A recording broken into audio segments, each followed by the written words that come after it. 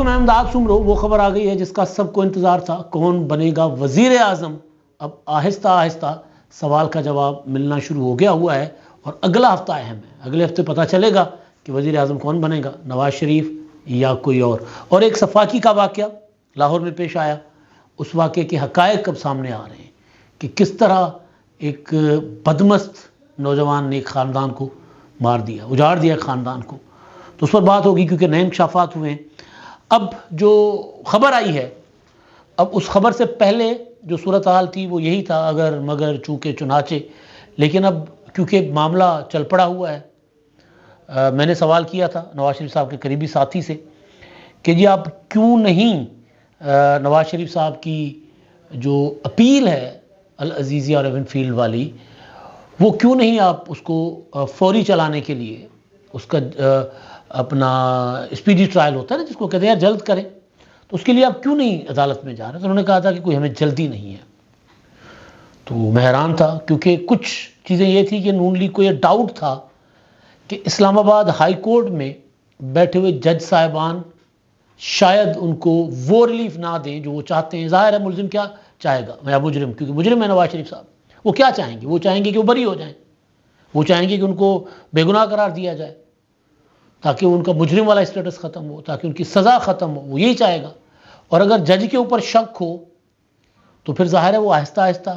Slowly gradually چیزوں کو دیکھیں گے۔ جس طرح آپ دیکھ لیں عمران خان صاحب کی اہلیہ بشریٰ بی بی، انہوں نے اسلام آباد ہائی کورٹ میں ایک پٹیشن دائر کی کہ جی مجھے عمران خان سے تنہائی میں ملاقات کرنے دی جائے، اور پھر اگلے دن پٹیشن دائر کی کہ جی مجھے چیف جسٹس اسلام آباد ہائی کورٹ عامر فاروق پر اعتبار نہیں ہے، یقین نہیں ہے، کوئی اور میری درخواست سننے کے لیے بینچ بنایا، کوئی اور اس بینچ میں بیٹھے۔ حالانکہ اسلام آباد ہائی کورٹ سے بڑا ریلیف ملا ہے پی ٹی آئی کو۔ ابھی عمران خان صاحب کو ان کے خلاف جو سائفر والا معاملہ چل رہا ہے، سائفر کا جو جیل ٹرائل ہے، اس جیل ٹرائل کے اگینسٹ پٹیشن جو عمران خان صاحب کی تھی، اس پٹیشن پر اسٹے دے دیا اسلام آباد ہائی کورٹ نے، اور وہ اسٹے اس کے بعد پھر تاریخ ایک اور آگے لے کر گئے، 20 تاریخ۔ تو اگلا ہفتہ جو ہے وہ اس حوالے سے بھی اہم ہے کہ وہ جیل ٹرائل عمران خان کا برقرار رہے گا یا نہیں رہے گا، اور پھر وہ جو نواز شریف صاحب وہ جو ذکر کر رہا تھا میں کہ بڑی خبر جس کا سب کو انتظار تھا، ان کی جو اپیل ہے جو انہوں نے پاکستان واپس آنے کے بعد بحال کروائی تھی اسلام آباد ہائی کورٹ میں اپنا جا کر، تو اس بحالی کے بعد اس اپیل کی تاریخ نہیں آ رہی تھی، سماعت کے لیے وہ اپیل لگ نہیں رہی تھی۔ اب یہ اس سے پہلے میں نے جو ویلاگ کیا اس میں میں نے یہی سوال کیا تھا کہ ابھی تک تو اپیل تو نواز شریف صاحب کی لگ نہیں رہی، کیونکہ اس وقت تک یہ خبر نہیں آئی تھی، اس وقت تک کاز لسٹ نہیں آئی تھی۔ تو کاز لسٹ آ گئی تو پتہ چلا کہ جناب 21 نومبر یعنی منگل کو نواز شریف صاحب کی اپیل لگا دی گئی ہے جج صاحبان جسٹس عامر فاروق اور جسٹس میاں گل حسن اورنگزیب۔ بڑا دلچسپ بینچ ہوگا یہ، کیونکہ اب میں ظاہر جج صاحبان کے کردار پر یا ان کی نیت پر تو شک نہیں کر رہا، لیکن بڑا مزیدار قسم کی سماعت ہوگی اس کی۔ اور پھر اب 21 کو لگے گا اپنا اپیل لگے گی، نوٹسز ہوں گے، نیب کو نوٹسز کریں گی، وفاق کو نوٹسز کرے گی عدالت، تو اس کے بعد پھر معاملہ آگے بڑھے گا۔ تو 5 دسمبر تک یا میکسیمم 10 دسمبر تک نواز شریف صاحب کو چاہیے چٹ کلیئر ہونے کی کہ جی میاں نواز شریف صاحب بری، اس کے بعد وہ انتخابات کے لیے کاغذات جمع کروا سکتے ہیں۔ لیکن یہ اتنا جلدی ممکن ہے یہ بھی سوال ہے، بعض اوقات ممکن ہو سکتا ہے، اس میں کیا ہے، کیونکہ مریم نواز صاحبہ کہ جو بیسیکلی تو مقدمہ کا فیصلہ ہو چکا ہوا ہے نا، مریم نواز صاحبہ کو، کیپٹن صفدر کو اسی مقدمے میں عدالت بری کر چکی ہے۔ گراؤنڈز وہی ہیں جو مریم نواز نے لی تھی، گراؤنڈز وہی ہیں جو کیپٹن صفدر نے لی تھی۔ گراؤنڈز کیا تھی کہ جنرل فیض حمید نے عدلیہ کو مینیج کر کے، اسلام آباد ہائی کورٹ کو مینیج کر کے اور سزائیں سنوائی تھیں۔ جسٹس شوکت عزیز صدیقی کا ایفیڈیوٹ پڑا ہوا ہے عدالت میں کہ جی ان کو آ کر فیض حمید نے کہا تھا 2 بار ملاقات کر کے کہ جی آپ نے ضمانت نہیں لینی مریم نواز کی اور اس کی نواز شریف کی، ورنہ ہماری 2 سال کی محنت ضائع ہو جائے گی۔ پھر وہ جو چیف اپنا جج گلگت بلتستان کے، ان کے انکشافات جس سے وہ وتھڈرا ہو گئے، پھر وہ جسٹس ثاقب نثار صاحب کی آڈیو جس میں وہ کسی جج کو کہہ رہے ہیں کہ دیکھیں جی مریم نواز کو سزا سنانی ہے، تو دوسرے صاحب جو ہیں وہ جج ہیں یا کچھ، وہ کہہ رہے ہیں کہ جی مریم نواز کو سزا بنتی نہیں ہے، تو ثاقب نثار صاحب کہتے ہیں دیکھیں یہ فیصلے ہم نے تھوڑی کرنے ہیں، یہ فیصلے تو دوستوں نے کر لیا ہوا ہے، اور وہ دوست کہہ رہے ہیں ہم دوستوں کو تو ناراض نہیں کر سکتے، تو دوستوں کا فیصلہ ہے کہ مریم نواز کو بھی سزا سنانی ہے، تو لہٰذا مریم نواز کو بھی انہوں نے کہا بنتی تو نہیں ہے، مجھے بالکل کہتا ہے جی مجھے بالکل وہ ہو لینے دو، بلنٹ ہو لینے دو، مطلب کھلی بات کرنے دو، مجھے کھل کر بولنے دو، دو ٹوک الفاظ میں بات کرنے دو مجھے، کہ ثاقب نثار کہہ رہے ہیں کہ مریم نواز کو سزا بنتی نہیں ہے مگر دوستوں کا فیصلہ ہے۔ دوست کون تھے؟ یہ والے، ظاہر ہے جنرل فیض امیر، جنرل قمر جاوید باجوہ، ان کا فیصلہ ہے کہ مریم نواز کو بھی سزا سنانی ہے۔ دونوں باپ بیٹی جو ہیں وہ لندن میں ہوتے ہیں، بیگم کلثوم نواز صاحبہ بستر مرگ پر ہوتی ہیں، ان کو سزا سنا دی جاتی ہے، سزا سنانے کے بعد دونوں پاکستان آ کر دونوں گرفتاری دیتے ہیں۔ پھر مریم نواز نے وہ گراؤنڈ لی، وہ پلی لی، جس میں جسٹس شوکت عزیز صدیقی صاحب کا ایفیڈیوٹ جو انہوں نے اپنی اپیل کے ساتھ سپریم کورٹ میں لگایا ہوا، اور پھر باقی کئی ایسے انکشافات جو ثاقب نثار نے کی یا دوسروں نے، تو وہ سارے اس بنیاد پر انہوں نے عدالت میں پلی لی، اور اس بنیاد پر مریم نواز ہو گئی بری۔ تو ہو سکتا ہے ایک سماعت ہوگی، ایک نوٹس ہوگا اگلے 1-2 دن میں، اور اس کے بعد یعنی اسی ہفتے 21 سے 28 تک، یعنی الیکشن کی جو حلقہ بندی ہے اس شیڈول آنے سے پہلے نواز شریف صاحب جو ہیں وہ بری ہو جائیں گے۔ بری ہو جانے کے بعد ایک اور میاں نواز شریف صاحب کے لیے ایک اور مرحلہ ہے، کیونکہ دریا ابھی بہت ہے نا، ابھی اور بھی دریا پار کرنا ہے نواز شریف صاحب نے۔ جب نواز شریف صاحب کے کاغذ کو بری ہو جائیں گے، جب ان کے کاغذات نامزدگی جمع کروائے جائیں گے، جمع ہوں گے، تو ان کو چیلنج کرے گا کوئی ان کا مخالف۔ کس بنیاد پر چیلنج کرے گا؟ کہ نواز شریف صاحب تاحیات نااہل ہیں، اور جو قانون پارلیمنٹ نے بنایا تھا کہ جی 62(1)F کے تحت تاحیات نااہلی 5 سال کے لیے ہوگی، وہ نواز شریف صاحب پر اور جہانگیر ترین پر اور ان پر اپلائی نہیں ہوتی، کیونکہ یہ آگے کے لیے ہے، ماضی مؤثر ماضی جس کو کہتے ہیں نا، اس کے لیے نہیں ہے۔ ایک مرحلہ یہ بھی آ سکتا ہے، لیکن وہ الیکشن عذرداری جس کو کہتے ہیں، الیکشن پٹیشن جو ہوتی ہے وہ پھر چلتی رہتی ہے، وہ پاکستان میں پھر وہ الیکشن کمیشن اس کو سنتا رہے، اس کے بعد الیکشن کمیشن اگر ریجیکٹ کر دے تو ہائی کورٹ میں چلے جائیں گے، الیکشن ٹریبیونلز بنتے ہیں، تو وہاں پر پھر چلتا رہے گا معاملہ۔ مجھے یاد ہے خواجہ سعد رفیق کو کسی نے ان کی پراپرٹیز، ان کی ایسٹس چیلنج کیے تھے، انہوں نے کہا تھا خواجہ سعد رفیق کے ایسٹس اتنے، ذرائع آمدن بتائیں، تو خواجہ صاحب نے کہا تھا کہ جی میرے تو پرائز بانڈ نکلتے ہیں ہر سال، تو پرائز بانڈز کی وجہ سے میری پراپرٹی بڑھ گئی ہے۔ تو وہ 5 سال پورا خواجہ سعد رفیق صاحب اسٹے پہ وہ MNA رہے، بلکہ وزیر رہے 2013 سے 18 تک تو رہے۔ تو پھر یہاں پر تو پھر باقی چل سو چل ہوتا ہے۔ تو اگر یہ فیصلہ ہو چکا ہوا ہے کہ نواز شریف صاحب وزیر اعظم ہیں، جو بلاول بھٹو زرداری جس بات کا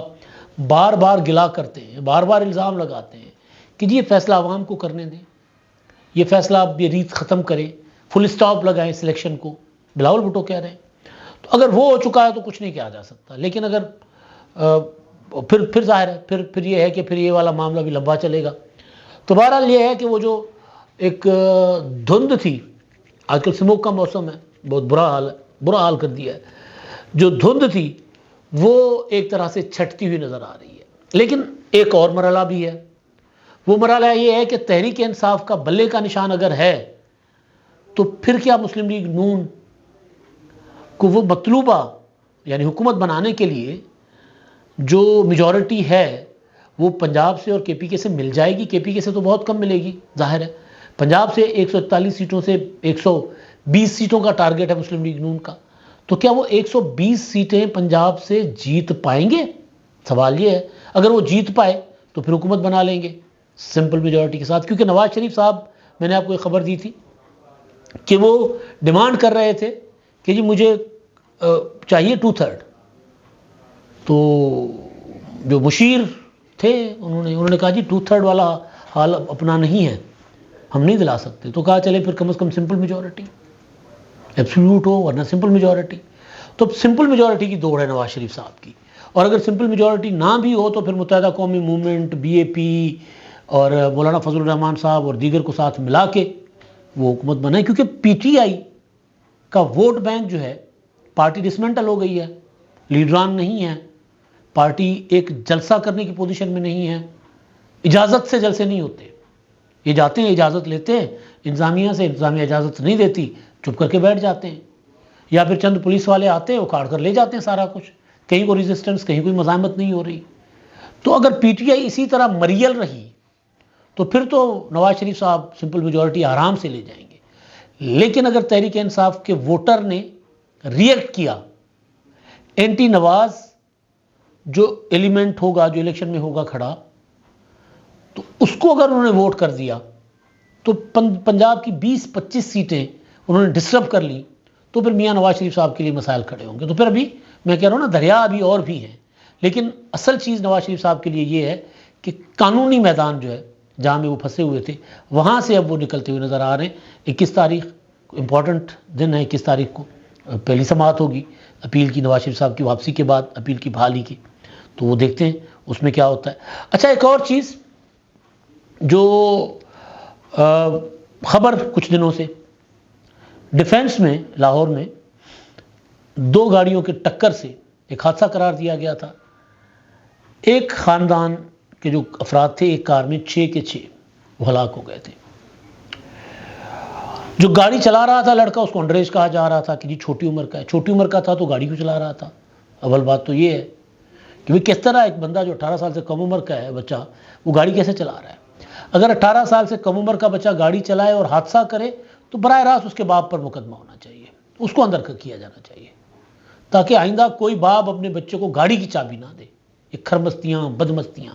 لیکن اب جو انکشاف ہوا ہے وہ بڑا خطرناک ہے، وہ بڑا سنگین ہے۔ D I G investigation Imran Kishwar نے